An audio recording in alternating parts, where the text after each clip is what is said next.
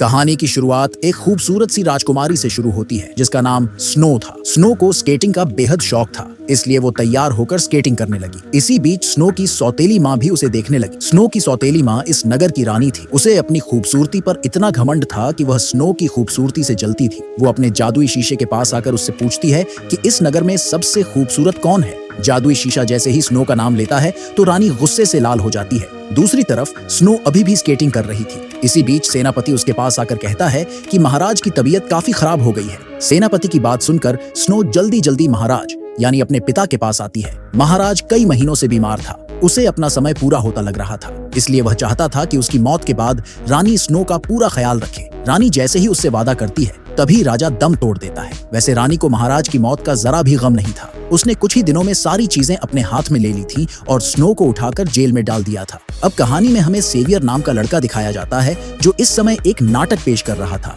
और 3 बूढ़े बैठकर उसे देख रहे थे। सेवियर एक अनाथ लड़का था और इन्हीं 3 बूढ़ों ने उसे पाला था। यह तीनों भी नाटक करते थे, इसलिए सेवियर भी अब नाटक करना चाहता था। सेवियर का नाटक देखने के बाद तीनों उसे कुछ बताने लगते हैं जो कुछ इस तरह से है। कई साल पहले यह 3 बूढ़े एक नगर में नाटक कर रहे। नाटक करते करते यह कुछ ऐसा बोल जाते हैं कि नगर निवासी गुस्सा हो जाते हैं। तीनों किसी तरह जान बचाकर भागते हैं। भागते भागते वह जब नदी किनारे आते हैं तो देखते हैं कि एक बंदा एक बच्चे को मारने की कोशिश कर रहा है। तीनों बच्चे को बचाने के लिए उस बंदे से लड़ने लगे। बच्चा मौका देखकर भागता है और भागते भागते एक पत्थर से टकराकर बेहोश हो जाता है। तीनों बूढ़ों ने किसी तरह बंदे को बेहोश कर दिया था और फिर वह बच्चे को उठाकर चले जाते हैं। कुछ देर बाद तीनों बूढ़े अपने घर में पहुंच गए थे और बच्चे को भी होश आ गया था। बच्चा पत्थर से टकराया था जिस कारण उसकी याददाश्त चली गई थी। यह बच्चा बड़ा होकर सेवियर बन गया था। तीनों बूढ़े चाहते थे कि सेवियर नाटक छोड़कर अपने बारे में जाने, लेकिन सेवियर ने ऐसा करने से मना कर दिया। वह तीनों बूढ़ों को ही अपना परिवार मानता था। दूसरी तरफ रानी अपने सलाहकार नेल्सन के साथ कोई योजना बना रही थी। रानी का जादुई शीशा अभी भी स्नो को सबसे खूबसूरत मान रहा था, इसलिए रानी हर हाल में स्नो को मारना चाहती थी ताकि वह सबसे खूबसूरत बन सके। जल्दी ही दोनों ने एक ऐसी योजना बना ली जिसमें स्नो को फंसाकर मारा जा सके। थोड़ी ही देर बाद स्नो के पास एक बंदा आकर कहता है कि तुम्हारे बचपन की सहेली की आज शादी है। रानी ने तुम्हें शादी में जाने की इजाजत भी दे दी है। बंदे की बात सुनकर स्नो खुश हो गई और वह उसके साथ चल पड़ती है। थोड़ी देर बाद दोनों एक घोड़ा गाड़ी से आगे बढ़ रहे थे। रानी ने योजना बनाकर इस बंदे को स्नो के पास भेजा था ताकि वह मौका देखकर स्नो को मार सके। दोनों जैसे ही वीरान सी जगह में आते हैं तो बंदा घोड़ा गाड़ी रोककर स्नो को नीचे उतारता है। इसके बाद वह जैसे ही स्नो को मारने लगता है तो स्नो उससे जान की भीख मांगती है। स्नो की मासूमियत देखकर बंदा पिघल जाता है और वह स्नो को जिंदा छोड़कर भागने को कहता है। स्नो भागते भागते एक घर तक पहुंच जाती है। इस घर में कोई नहीं था, इसलिए स्नो घर में घुसती है और फिर बिस्तर पर लेट जाती है। अगली सुबह सेवियर की टीम भी कहीं जा रही थी। यह लोग अब नए नगर में नाटक करने वाले थे, इसलिए नए नगर की तरफ जा रहे थे। जल्दी ही सेवियर की टीम उसी घर तक पहुंच गई जिसमें रात को स्नो आई थी। यह घर सेवियर की टीम के जान पहचान वाले का था, इसलिए वह यहाँ कुछ दिन रहने वाले थे। सेवियर की टीम जैसे ही अंदर आती है तो उन्हें बिस्तर पर स्नो नजर आती है। स्नो की खूबसूरती देखकर सेवियर हैरान हो गया। उसे पहली ही नजर में उससे प्यार भी हो गया। इसी बीच स्नो भी नींद से जाग जाती है और सेवियर की टीम को देखकर हैरान होती है। उसे शांत करने के लिए सेवियर जल्दी जल्दी उसे अपने और अपनी टीम के बारे में बताता है। स्नो भी उन्हें अपने बारे में बताती है कि मैं राजकुमारी स्नो हूँ। स्नो के बारे में जानकर सभी हैरान हो गए। स्नो की खूबसूरती की चर्चा कई नगरों में थी, इसीलिए सेवियर की टीम उसे पहचान लेती है। अगले दिन कातिल बंदा नील्सन के पास आकर कहता है कि मैं स्नो का दिल ले आया हूँ। यह वही बंदा था जिसे रानी ने स्नो को मारने भेजा था, लेकिन उसने स्नो को भगा दिया था। नील्सन कातिल की बातों पर यकीन कर लेता है और रानी के पास स्नो का दिल भेज देता है। दूसरी तरफ सेवियर की टीम स्नो को नाटक दिखा रही थी। स्नो ने उन्हें सब बता दिया था कि रानी उसे मारना चाहती है। रानी के कारण स्नो काफी उदास थी, इसलिए सेवियर की टीम उसकी उदासी दूर करने की कोशिश कर रही थी।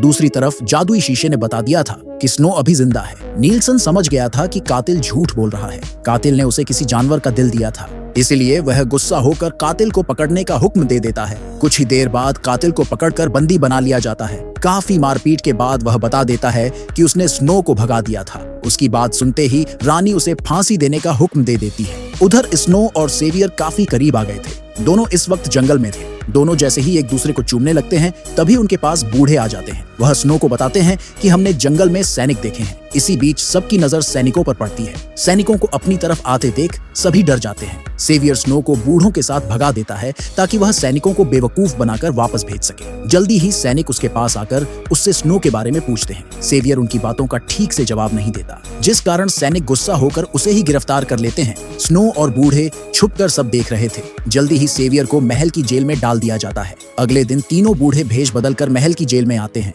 यह लोग सब्जी वाले बनकर आए थे ताकि मौका देखकर सेवियर को जेल से भगा सके। जल्दी ही एक बूढ़ा रसोई घर में पहुंच जाता है। वो खाना बनाने वालों को बेहोश करने की कोशिश करता है लेकिन कर नहीं पाता। इसी बीच बाकी के दोनों बूढ़े सब्जियों से बाहर निकलते हैं और फिर तीनों मिलकर सभी को बेहोश कर देते हैं। कुछ ही देर बाद तीनों बूढ़े खाना बनाने वालों का भेष बनाकर सेवियर को खाना देने आते हैं। यहाँ भी वह मौका देखकर गार्ड को बेहोश करते हैं और फिर सेवियर को जेल से बाहर निकाल लेते हैं। सेवियर की टीम जैसे ही भागने लगी तभी कई सैनिक आ जाते हैं, जिसके बाद सेवियर उनसे लड़ने लगा। इसी बीच एक सैनिक सेवियर पर तीर चलाता है और सेवियर जख्मी होकर नीचे गिर जाता है। सेवियर के गिरते ही विलियम नाम का सैनिक उसे ध्यान से देखता है। उधर तीनों बूढ़े अभी भी भाग रहे थे क्योंकि उनके पीछे कई सैनिक लगे हुए थे। सैनिकों से बचने के लिए तीनों बूढ़े एक बड़े से पर्दे में छुप जाते हैं। पीछा कर रहे सैनिक उन्हें देख नहीं पाते। इसी बीच रानी और नील्सन पर्दे के नीचे आ जाते हैं। विलियम जल्दी जल्दी उनके पास आकर कहता है कि जो कैदी लड़का भागने की कोशिश कर रहा था वह किसी नगर का राजकुमार है। मैंने उसके हाथ में शाही निशान देखा है जो खास तौर पर राजकुमारों पर ही बनाया जाता है। उसकी बात सुनकर रानी के साथ साथ बूढ़े भी हैरान हो जाते हैं। रानी के जाने के बाद बूढ़े जैसे ही नीचे उतरने लगते हैं तभी गलती से नीचे गिर जाते हैं। इससे पहले कि वह भाग पाते तभी नील्सन उनके पास आ जाता है। बूढ़े जल्दी जल्दी उस पर हमला कर उसकी जादुई तलवार लेकर भाग जाते हैं। कुछ ही देर बाद तीनों बूढ़े स्नो के पास आकर उसे सब बताते हैं और फिर उसे घोड़ा गाड़ी में बिठाकर भागने लगते हैं। सैनिक अभी भी उनके पीछे थे। सैनिकों को बेवकूफ बनाने के लिए तीनों बूढ़े एक योजना बनाकर घोड़ा गाड़ी को एक पहाड़ी से नीचे गिरा देते हैं। इसके बाद वह स्नो के साथ छुप जाते हैं। सैनिक जब पहाड़ से गिरी गाड़ी देखते हैं तो उन्हें लगा कि सभी मर गए, इसलिए वह चुपचाप वापस चले जाते हैं। उनके जाने के बाद एक बूढ़ा गलती से जादुई तलवार पर हाथ रखकर कहता है कि हमें ऐसी जगह होना चाहिए यहाँ कोई भी सैनिक हमें पकड़ ना पाए। उसकी बात पूरी होते ही जादू होता है और जल्दी ही सभी लोग एक ऊंची सी पहाड़ी पर आ जाते हैं। जल्दी ही सभी को पता चल गया कि यह सारी करामात नील्सन की जादुई तलवार की है। अब फिर से जादुई तलवार का इस्तेमाल होता है और इस बार सभी एक बड़े से घर में पहुंच जाते हैं। स्नो चाहती थी कि जादुई तलवार की मदद लेकर सेवियर के पास जाया जाए और फिर उसे भी यहाँ लाया जाए। तीनों बूढ़े उसे बताते हैं कि सेवियर मर चुका है और उनकी बात सुनकर स्नो रोने लगती है। तीनों बूढ़ों ने सेवियर को नीचे गिरते देखा था,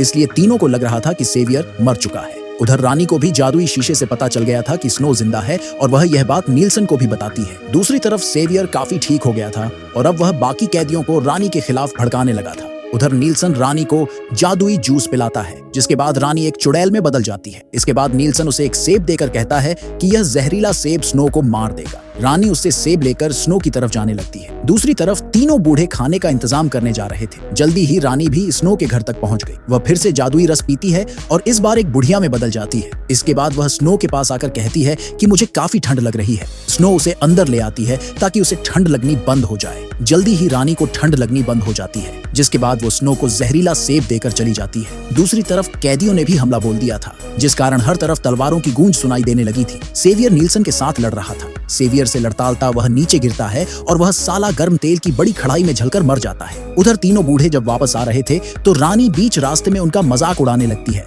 वह उनसे कहती है कि सालों तुम लोग खाना ढूंढते रहे और उधर मैंने स्नो को मार दिया। इतना कहकर वह वहां से चली जाती है। उसके जाते ही एक बूढ़ा जादुई तलवार पर हाथ रखकर कहता है कि मैं इस चुड़ैल की मौत देखना चाहता हूँ। जल्दी ही तलवार ने अपना काम शुरू कर दिया, जिसके साथ ही रानी यानी चुड़ैल की मौत हो जाती है। इसके बाद तीनों बूढ़े जब घर आते हैं तो उन्हें जमीन पर गिरी स्नो दिखती है। तीनों समझ गए थे कि स्नो की हालत सेब के कारण खराब हुई है। वह जादुई तलवार से उसे जिंदा करने की कोशिश करते हैं। जादुई तलवार स्नो की रक्षा के लिए थी, इसलिए वह स्नो पर काम नहीं करती थी। वैसे भी यह तलवार नील्सन ने धोखे से राजा से चुरा ली थी। तलवार जब